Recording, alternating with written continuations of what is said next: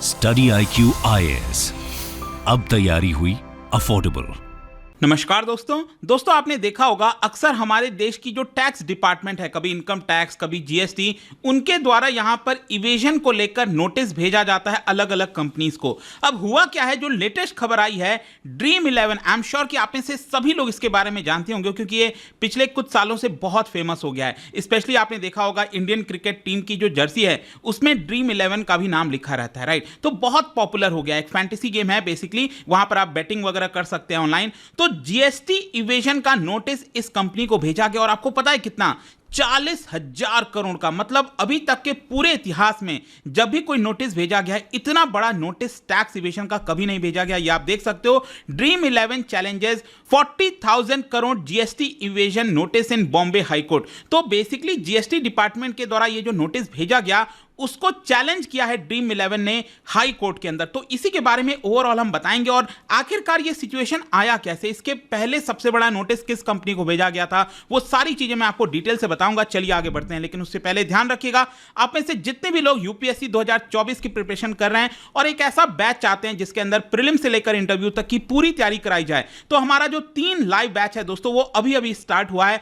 अभी भी आप उसको ज्वाइन कर सकते हो by using the code Ankit live. ये कोड इस्तेमाल आप कर सकते हैं हमारे वेबसाइट ऐप पर जाकर, या फिर कमेंट सेक्शन में भी इसका लिंक है और वहां पर जाकर अगर आप ये कोड इस्तेमाल करेंगे तो आपको मैक्सिमम डिस्काउंट मिल जाएगा। और इसके अलावा अगर आप एमसीक्यूज अटेम्प्ट करना चाहते हैं तो मेरे इंस्टा पेज पर जा सकते हैं, वहां पर स्टोरीज में जितने भी एमसीक्यूज हैं उसको आप अटेम्प्ट कर पाएंगे। चलिए शुरुआत करते हैं और सबसे पहले ये देखते हैं कि एग्जैक्टली अभी हो क्या रहा है। देखिए, ऑनलाइन गेमिंग इंडस्ट्री अगर आप देखोगे तो इस समय बहुत ज्यादा संकट में है।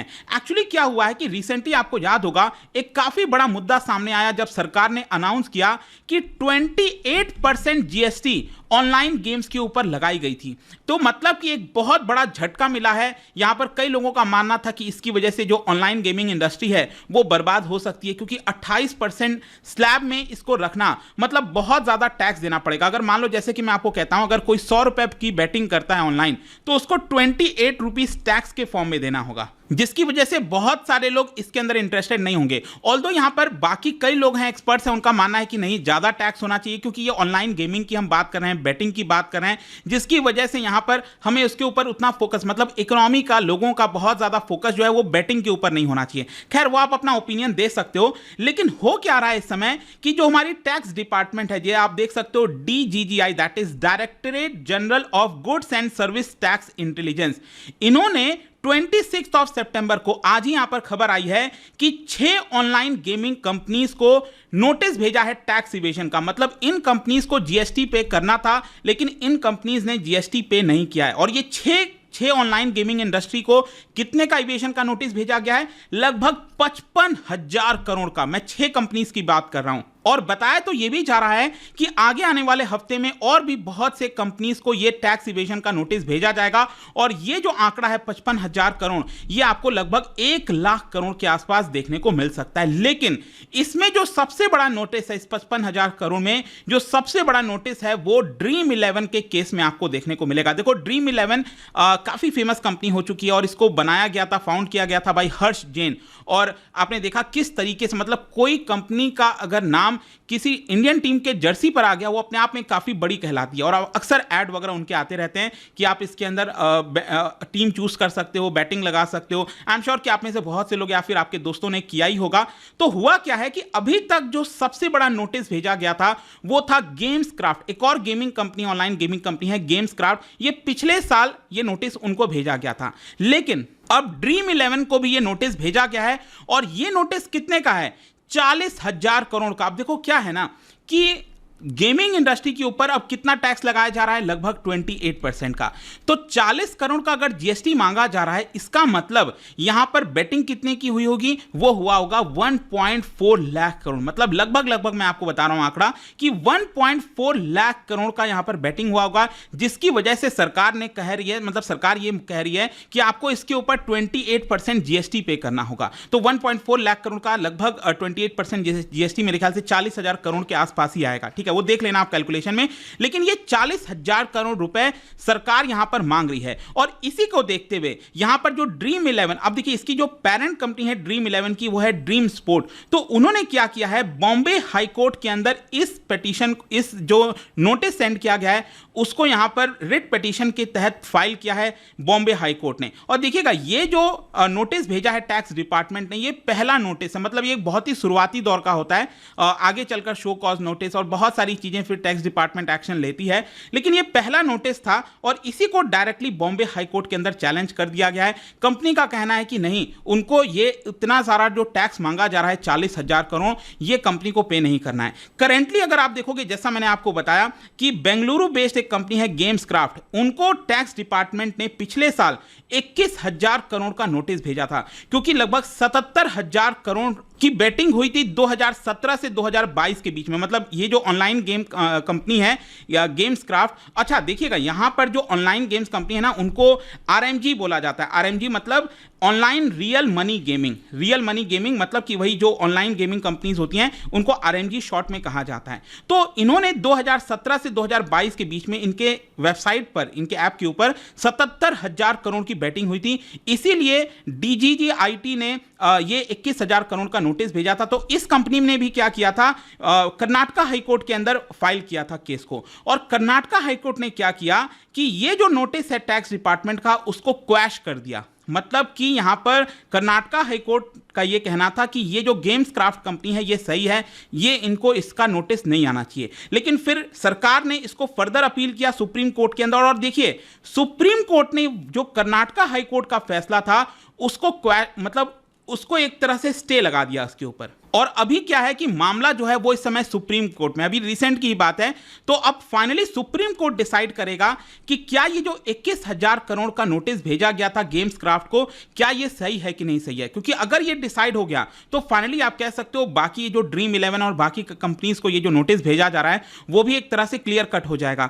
लेकिन क्योंकि क्या हुआ है कि सुप्रीम कोर्ट ने कर्नाटका हाईकोर्ट का जो ऑर्डर है उसको क्वैश किया था, उसको स्टे लगा दिया था, इसकी वजह से जीएसटी डिपार्टमेंट ने ये अब मामला उठाया है। मतलब कि बहुत सारे जो गेमिंग कंपनीज हैं, लगभग 40 के आसपास जो गेमिंग कंपनीज हैं, उनको जीएसटी डिपार्टमेंट लगातार नोटिस भेज रही है और कह रही है कि आपको इतना जीएसटी पे करना है, जो अभी तक आपने नहीं किया है वो आप जीएसटी पे कर दीजिए। लेकिन आपको ये चीज समझना है कि हम गेम्स क्राफ्ट की बात करें, बाकी कंपनीज की बात करें, लेकिन ड्रीम 11 कंपनी सबसे बड़ी कंपनी है। चाहे आप वैल्यूएशन की बात करोगे, उनके यूजर्स बेस की बात करोगे, और मुझे भी याद है कि जब ये शुरुआत हुआ था ना आईपीएल वगैरह, मैंने भी थोड़ा बहुत इसको जो ड्रीम 11 है उसको डाउनलोड किया था, एक बार देखा था कैसा है।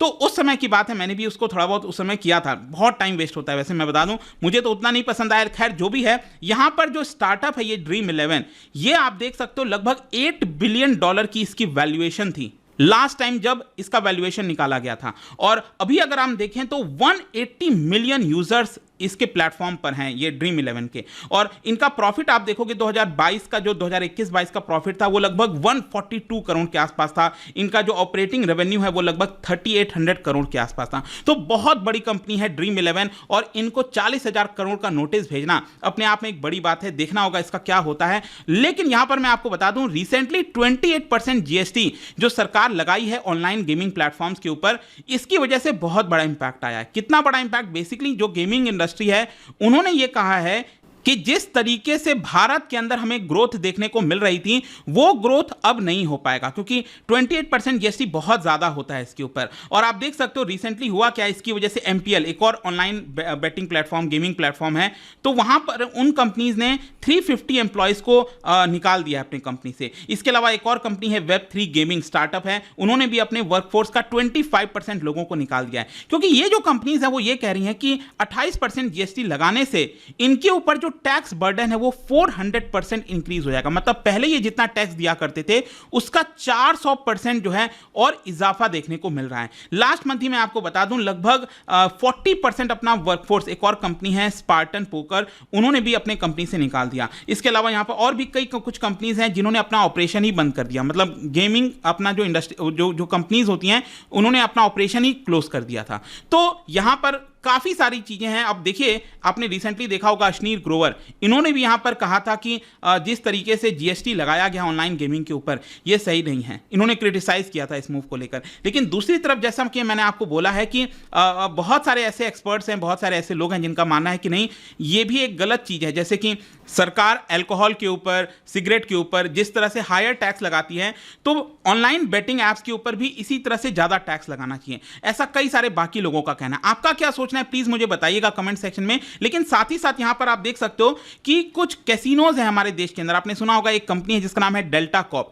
ये एक लिस्टेड कंपनी है, मार्केट में आप इसके प्राइसेस को देख सकते हो। इनको भी लगभग 16,800 करोड़ का जीएसटी डिमांड किया गया है सरकार के द्वारा, और इसकी वजह से इनका जो शेयर प्राइस है लगभग 20% गिर गया था डेल्टा कॉर्प का। तो आपका क्या सोचना है मुझे बताइएगा। बट आई होप कि इस वीडियो से आपको लगभग सब कुछ जो अभी सिनेरियो चल रहा है वो समझ में आ गया होगा। और जाने से पहले एक इंटरेस्टिंग क्वेश्चन, क्या आप दोस्तों बता सकते हो कि हमारे देश की कौन सी बॉडी है जो एक्शन लेती है in case of violations and irregularities in foreign currency convertible bond? मतलब फॉरेन करेंसी कन्वर्टेबल बॉन्ड में कोई वायलेशन होता है, कोई घोटाला पाया जाता है, कुछ इरेगुलरिटीज होती है, तो उस केस में इन चारों में से कौन सी बॉडी एक्शन लेती है? इसका राइट आंसर आप सबको पता है, मेरे इंस्टाग्राम पर तो मिलेगा ही। वहां पर अगर आप नहीं हो, कोई बात नहीं, टेलीग्राम से ले सकते हैं इसका सही उत्तर। मैं कई सारे जो एमसीक्यूज हैं वो यहां पर स्टोरीज में डालता रहता हूं। बाकी अगर आपको पीडीएफ चाहिए तो टेलीग्राम पर आइए, अलग अलग सोशल मीडिया पर आप जुड़ पाओगे। और जैसा मैंने आपको बताया, यूपीएससी की अगर आप तैयारी कर रहे हो, just use the code Ankit live to get maximum discount. And I hope कि वीडियो आपको पसंद आया होगा। मिलता हूं आपसे next time. Till then, thank you very much, see you soon. Study IQ IAS, अब तैयारी हुई अफोर्डेबल।